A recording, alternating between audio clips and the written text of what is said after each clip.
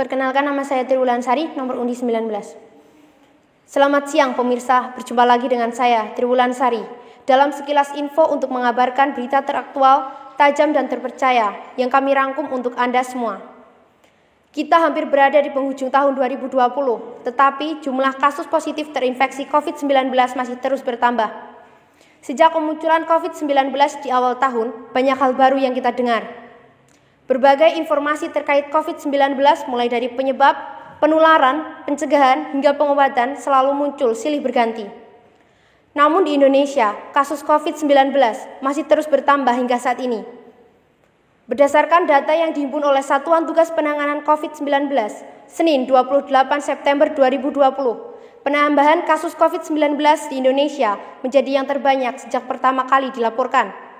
Terdapat penambahan kasus sebanyak 3.874 kasus, sehingga total kasus COVID-19 di Indonesia menjadi 275.213 kasus. Kemudian kasus COVID-19 di Indonesia tercatat sembuh sebanyak 203.014 pasien.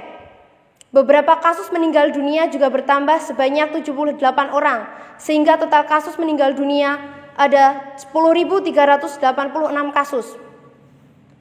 Sementara itu, di daerah Jawa Tengah, berdasarkan data Dinas Kesehatan Provinsi Jawa Tengah, total kasus terkonfirmasi positif corona ada sebanyak 21.710 kasus, dengan total pasien dirawat sebanyak 3.386 pasien, untuk pasien sembuh sebanyak 16.374, dan meninggal dunia sebanyak 1.950 orang.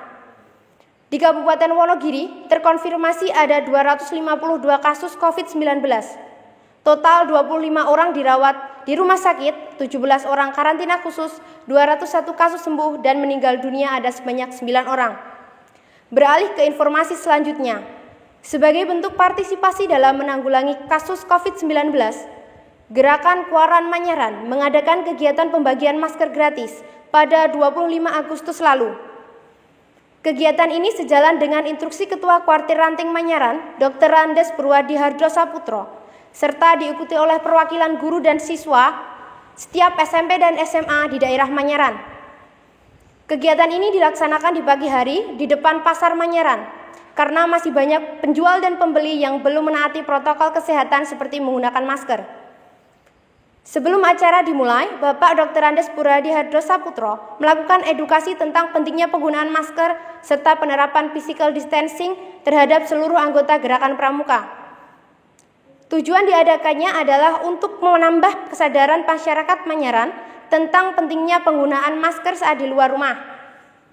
Masker yang dibagikan berasal dari sumbangan sukarela setiap SMP dan SMA yang mengikuti kegiatan. Dengan adanya kegiatan ini, Dr. Andes Purwadi Hardjo Saputro, selaku Ketua Kuartir Ranting Manyaran, berharap agar penyebaran COVID-19 di Indonesia dapat segera diatasi. Berita tadi menutup acara perjumpaan kita pada siang ini. Saya Triwulansari, pamit undur diri, terima kasih dan sampai jumpa.